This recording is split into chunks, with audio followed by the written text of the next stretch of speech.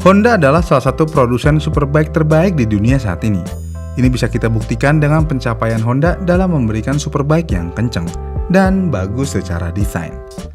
Lihat aja jajaran motor Honda di kelas 1000 cc-nya. Keren-keren banget.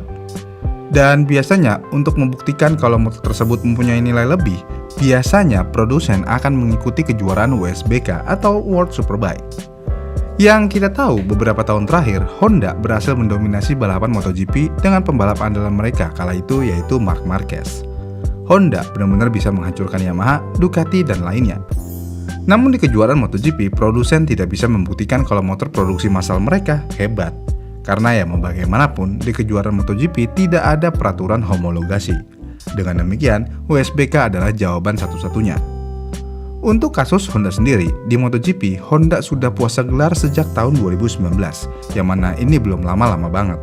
Namun di WSBK, Honda sudah puasa gelar sejak tahun 2007 dengan pembalapnya yaitu James Toseland. Ya nasibnya sama kayak Ferrari di Formula One, puasa gelarnya udah kelamaan. Sebenarnya apa yang terjadi dengan Honda? Kenapa nggak bisa menang di WSBK? Padahal motornya kencang. Namun walaupun motornya kencang, ada hal yang mengenaskannya.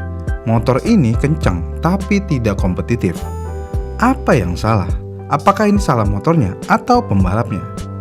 Jadi sampai sekarang masih sulit dipahami mengapa produsen sebesar Honda sangat sulit untuk menang di balapan World Superbike.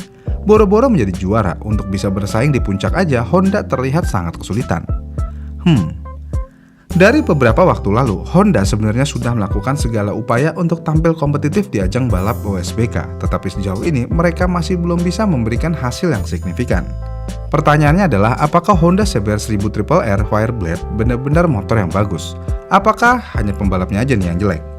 Sebenarnya Honda memiliki pembalap yang cukup bagus, salah satunya adalah juara musim 2022 yaitu Alvaro Bautista yang mengendari CBR 1000 Triple R selama 2 musim dari tahun 2020 hingga 2021 sebelum akhirnya hengkang ke Ducati. Kalau udah begitu, apakah motornya yang jelek? Sebenarnya nggak juga, karena ada rumor yang mengatakan bahwa CBR 1000 Triple R ini seperti motor 2 tak sehingga membutuhkan lebih banyak agresivitas dalam mengendalikannya. Jadi masalah Honda ada di motornya sendiri, bukan di pembalapnya. Jika kita lihat dari spesifikasinya nih, motor ini bukanlah kekurangan tenaga, yang berarti hanya tentang pengendalian aja. Ya ini juga dipertegas oleh komentar Bautista yang mengeluhkan bahwa motor ini sulit dikendalikan, terutama saat berbelok. Dan menurut Bautista sendiri, tenaga dari CBR 1000 Triple R ini sebenarnya mampu mengalahkan Yamaha R1 dan Kawasaki ZX-10RR dengan mudah. Hanya aja sulit dikendalikan. Motor Honda CBR sendiri dengan spesifikasi terbaru dikatakan sebagai motor dengan kecepatan tertinggi di trek di luar Ducati. Kenapa bisa? Ya karena spesifikasi dari Honda 1000 ini, mesinnya misalnya, sangat mengandalkan teknologi MotoGP dari Honda RC213V yang didukung oleh mesin 4 silinder inline paling kuat yang pernah dibuat Honda. Selain itu, piston dan bahan camshaft serta perlakuan permukaannya berasal dari Honda RC213V juga. Jadi nggak heran kalau Honda CBR WSBK dapat melaju di trek lurus dengan kecepatan yang cukup tinggi. Selain itu, masalah terbesar motor ini adalah cengkraman atau traksi ban belakang yang sulit menerapkan banyak tenaga ke trek. Dan uniknya adalah, masalah ini adalah masalah yang sama yang dialami RC213V di MotoGP beberapa tahun terakhir yang menyebabkan Marc Marquez sering nyungsruk. Dengan permasalahan yang ada, Honda sudah pernah melakukan perbaikan di sektor elektronik. Namun sayangnya, pembaruan elektronik yang dilakukan oleh Honda ternyata tidak cukup untuk menyelesaikan masalah ini. Bahkan, Honda juga telah membawa beberapa perangkat pendukung baru untuk balap seperti swing arm baru, desain knalpot baru, dan juga sensor torsi. Namun sekali lagi nih sayangnya, semua upaya ini belum mampu mengubah karakter motor itu sendiri. Jika melihat spesifikasi motor ini memang sangat ganas dan monster banget. Namun hasil nyatanya sangat menarik ketika bersaing melawan lawan dari produsen lain tidak selalu sesuai dengan harapan. Masih ada Ducati, Yamaha, dan Kawasaki yang siap menjadi pemenang berikutnya. Honda benar-benar tidak bisa berkutik. Apa alasan lainnya yang membuat Honda tidak bisa berkutik? Sebenarnya WSBK tidaklah mudah meskipun ada aturan baru, yang mana semuanya harus tersedia untuk dijual untuk homologasi, termasuk komponen sasis seperti swing arm belakang. Selain itu semua, komponen mesin juga dikontrol harganya dan harus tersedia bersama dengan komponen elektronik. Dan sistem ini sulit untuk dikembangkan. Tapi masalah utamanya dengan Honda mungkin adalah mesinnya. Ya walaupun mesin Honda adalah mesin inline 4 tercepat dan terganas saat ini, namun era tersebut sudah berubah. Karena mesin inline-4 dengan urutan pengapian yang merata berada pada posisi yang kurang menguntungkan saat ini, dan elektronik lebih diperlukan untuk membuat mesin menjadi kompetitif. Dan elektronik adalah yang cukup sulit dikembangkan seperti yang sudah saya jelaskan sebelumnya. Ditambah Honda juga memilih untuk menggunakan bor 81 mm seperti di MotoGP. Dan hal ini seharusnya membuat pengiriman tenaga lebih buas yang membutuhkan lebih banyak manajemen elektronik. Kenapa begitu? Ya karena bor atau stroke dengan sendirinya tidak akan membuat pengiriman tenaga dapat diatur. Jadi perlu waktu untuk menyempurnakan pengaturannya. Dan tim-tim yang mendominasi saat ini seperti Yamaha, Ducati, dan Kawasaki memiliki platform yang sudah lama dan banyak dikembangkan. Dengan demikian pengaturannya sudah bisa dibilang hampir sempurna.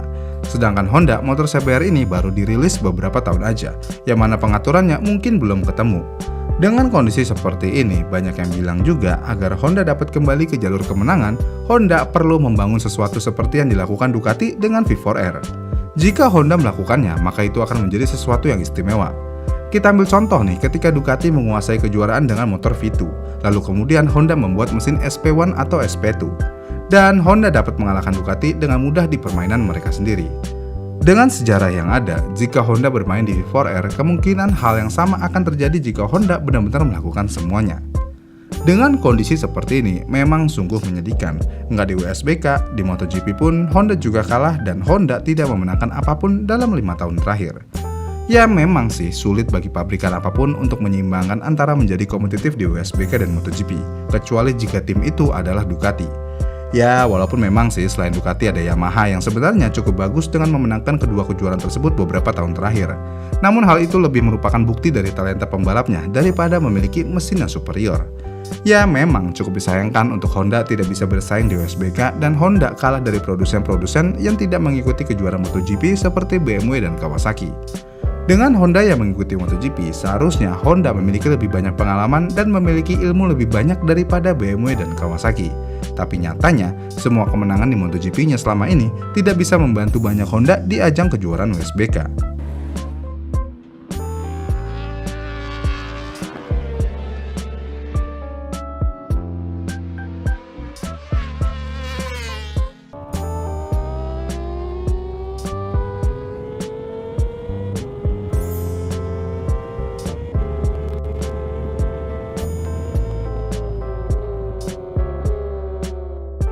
Bagaimana nih menurut kalian? Komen di kolom komentar di bawah ya. Dan jika kalian suka dengan video ini, kalian bisa like dan subscribe channel ini. Dan sampai jumpa di video selanjutnya.